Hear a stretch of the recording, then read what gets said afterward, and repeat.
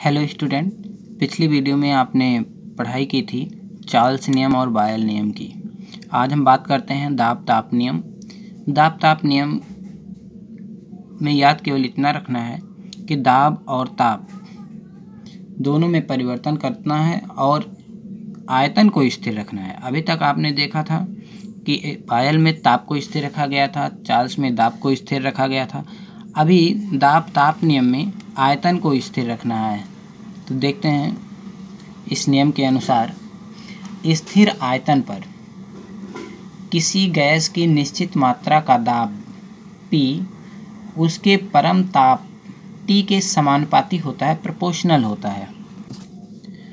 स्थिर आयतन पर किसी गैस की निश्चित मात्रा का दाब P उसके परम ताप T के प्रोपोर्शनल यानी कि समानुपाती होता है। इस नियम के अनुसार अगर हम देखें तो आयतन को स्थिर रखना है, गैस की निश्चित मात्रा होनी चाहिए और दाब P जो है वो ताप के प्रोपोर्शनल ताप है। P दाब जो है वो ताप के प्रोपोर्शनल है, यानी कि P प्रोपोर्शनल T। ये जो नियम मिला P प्रोपोर्शनल T, ये कहलाता है दाब ताप नियम। यहाँ पे ये जो कंडीशन है वो स्थिर आयतन कांस्टेंट V एंड N है। N का मतलब मात्रा, मोल मात्रा, गैस की मोल मात्रा N, ये कांस्टेंट वैल्यू होनी चाहिए आयतन और निश्चित मात्रा, गैस की निश्चित मात्रा पे P प्रोपोर्शनल T। यहाँ पे इस समीकरण को अगर हम यहाँ पे हटा दें इसको, तो मिलेगा P equal to K into capital T। K यहाँ पे स्थिरांक है। क्या है? स्थिरांक है, जो कि डिपेंड किस पे करता है? आयतन और निश्चित मात्रा पर, गैस की निश्चित मात्रा और गैस के आयतन पर डिपेंड करता है। यहाँ पे P upon capital T equal to क्या होगा? कांस्टेंट वैल्यू K मिलेगी। अब यहाँ पे हम अगर ये बात करें, ये आपको डिपेंड कराता है आयतन और गैस की निश्चित मात्रा पर। मान लेते हैं, देख लेते हैं, मान लेते हैं 0 अंशी पे कोई गैस है जिसके ताप में 1 अंशी का परिवर्तन कर दिया जाता है। पहले 0 था, 0 अंशी ताप था, ताप में परिवर्तन कर दिया गया, 1 अंशी ताप बढ़ा दिया गया, 1 डिग्री ताप बढ़ा दिया गया। तो इस 1 डिग्री बढ़ाने पर उसके दाब में जो परिवर्तन होगा वो प्रारंभिक दाब का 1/273वां भाग होगा।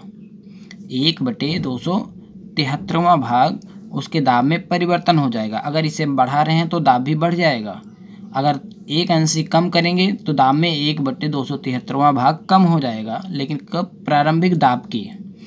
अब यहाँ पे अगर हम ये माने कि यदि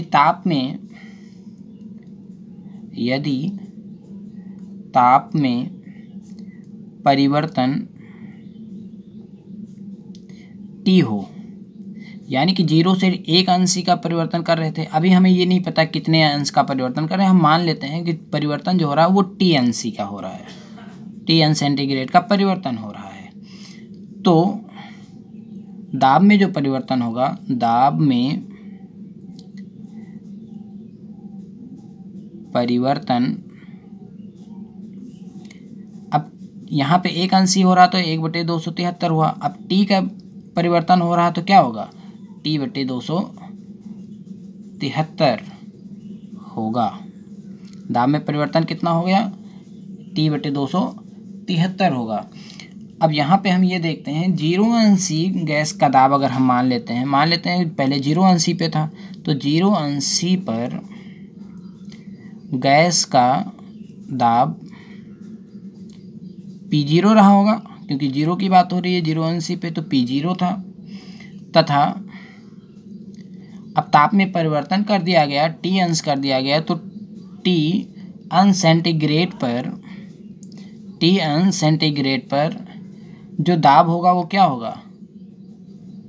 दाब जो होगा वो PT होगा, पर दाब PT हो गया। अब यहाँ पे 0 अंशी पे P0 था, अब T अंशी पे PT हो गया।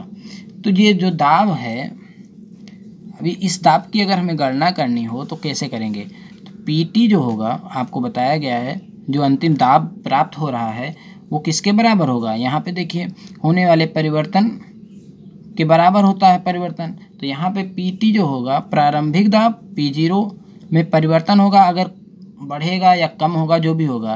तो ये अगर बढ़ रहा है तो प्लस हो जाएगा, बढ़ेगा तो प्लस होगा, कम होगा तो माइनस होगा। तो यहाँ पे प्रारंभिक दाब और प्रारंभिक दाब का कितना, प्रारंभिक दाब का T/273, क्योंकि 200 T परिवर्तन हो रहा है तो T/273वां भाग, P0 का इतना भाग का परिवर्तन हो रहा है। तो अब यहाँ पे P0 और प्रारंभिक है, ये P0 का 273वां भाग निकालेंगे T/273। अब ये जो फार्मूला बना, ये अंतिम दाब निकालने के लिए फार्मूला है। अब इसको और सरल रूप में लिखना चाहें तो PT जो होगा वो बराबर होगा P0, ब्रैकेट लगा देते हैं तो इसको मान लेते हैं कॉमन ले लिया, तो यहाँ पे क्या बचेगा 1, P0 निकल आया तो 1 बचा, प्लस कर देते हैं, P0 निकल गया है तो क्या बचा T/273। अब ये आपका फार्मूला है जो कि दाब ताप नियम पर डिपेंड करता है। उम्मीद करता हूँ सभी स्टूडेंट को समझ में आ गया होगा। अगर कोई दिक्कत होगी तो आप पूछ सकते हैं, नेक्स्ट जो भी हो अगले वीडियो में बताया जाएगा। Thank you.